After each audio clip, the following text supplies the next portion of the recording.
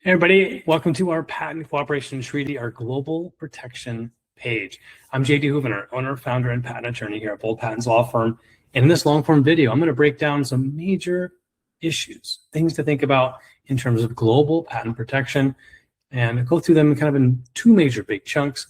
The first one is about your US filing and when and how to approach leading up to filing an international application. And then once you have made the decision to file, whether a direct national phase or a patent cooperation treaty filing, what it looks like timeline afterward and how best to approach that.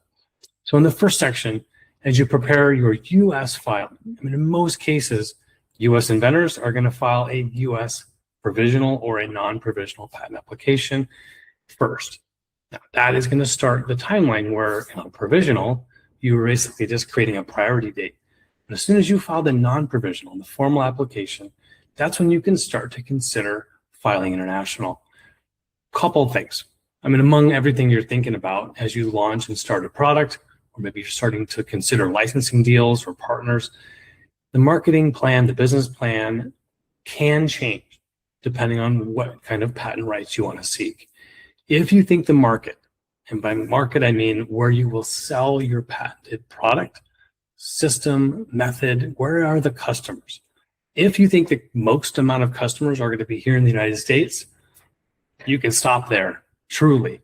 If you've done the work, looked online, dug in, maybe even hired an expert markets researcher to look and see the markets outside the US, and if they're super small, let's say less than 20% of your total market, and 80% of your customers are here in the US, I don't think I'd recommend moving forward with any international filings.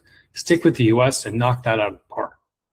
But let's say your product, your market is actually majority outside the US. Then I would say, yes, you should highly consider filing an international application. Now, there is no such thing as a true international patent application. There's a placeholder, and it's been given a name under a treaty. Most major countries, I'm talking 99% of countries in the world, have signed on to this treaty, the Patent Cooperation Treaty. Patent Cooperation Treaty, the PCT.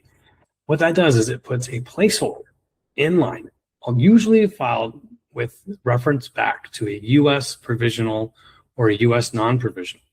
And it buys you more time. It buys you up to 1.5 years to decide which countries outside the US to file what's called a national phase filing. Let's say with Canada or Australia, Mexico, European Union, Korea, and the list goes on. Wherever you want to seek rights in, it will all make reference to that international filing application and then reference back to your US filing date. So the date is vital to get the earliest priority date, just in case there's another inventor out there filing. So making sure you work with your patent attorney. Here at Bold Patents, we work with you, give you plenty of notice about when those PCT filing dates are coming up, when you're going to need to file the PCT placeholder to make reference back to the earliest filed US provisional or non-provisional application. During that 18 months of period, you can hopefully get some indication that the patent application is going to be granted in the US. And that will give you a lot more confidence to spend more money, invest overseas, and proceed with your patent application in other countries. Usually, not always, the US examiners are the toughest. And so if you've got an approval and notice of allowance on some major aspect, some independent claim here in the US, you can rest assured that most examiners overseas will concur. And the research will line up, and they will not find anything new. Of course, if you've also done a patent search using your patent attorneys, then you can be doubly assured that your investment overseas will be worth it. Again, all of this, I'm coming back to the market research and making sure you know what you're getting into. Because when you start filing overseas, it can get quite expensive very quick. You can imagine the US fees can be easily 15 to 20 grand in attorney's fees and USPTO fees. Picture doubling, tripling, or quadrupling that if you file in 2, 3, 4 other countries outside the US. Now let's talk briefly about the second section of after filing. Let's say you filed the PCT already, and now your 18-month date is coming up. What you must do is decide which countries. Maybe you only have 4 countries or 5 countries you want to invest in. You tell your patent examiner, you tell your patent attorney what countries you want to file what's called national phase filings in. At that point, your patent attorney here at Bold, we will connect with a foreign attorney, a foreign patent attorney in one of those countries that you want to seek patent rights in, and we'll work with them, collaborating. In some cases, translating the application into a different language, formatting the drawings, and adjusting that application from the US format to whatever other country's format. Every country has their own style, their own rules and format. So we work with foreign counsel because they are licensed in those other countries and jurisdictions, where most of the time attorneys here at Bold, for example, and US-based attorneys don't have that background in foreign patent law. So those other attorneys will have their own fees, their own timelines. You'll work with the US intermediary, in this case, when our clients work with Bold, to do all the heavy lifting, all the administrative back and forth to make sure your patent application gets filed properly in the jurisdictions that you want to do business in. The examiners in those several myriad countries will do their own examination.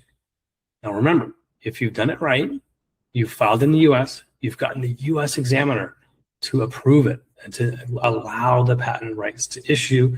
And maybe by the time the examiners in the foreign countries are examining it, the US patent is already granted and you've already got those rights and you're already in the market.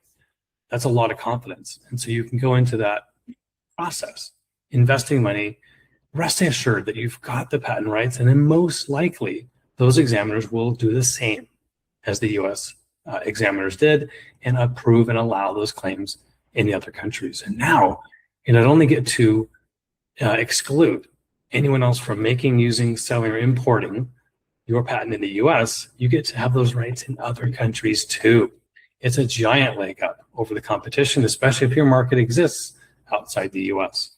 Beyond that, it will provide you benefits, lots of very good negotiation standpoint, looking at licensing deals or sale contracts with big companies, multinational companies, corporations that have a footprint in manufacturing, retail, and intermediary supply chain in those other countries. They're going to want and pay more for and desire to have patent rights that they extend beyond the US. So if you have any questions, if you want to dig in deeper and learn more about the PCT, direct national phase filing, and how to approach that, our attorneys here at Bold stand ready to help you. Book a free discovery call below to get started on your journey of protecting your invention boldly worldwide. All right, everybody, have an awesome day out there. Go big, go bold.